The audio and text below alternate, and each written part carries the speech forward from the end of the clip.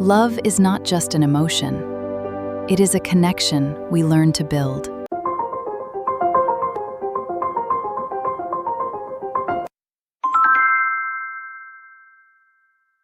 Most Photoshop users access Camera Raw only when opening raw image files. But treating Camera Raw as a smart filter, applied at the end of your editing process, is one of the most powerful finishing techniques available.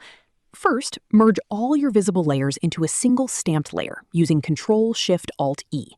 Convert that layer to a smart object. Then go to Filter and choose Camera Raw Filter.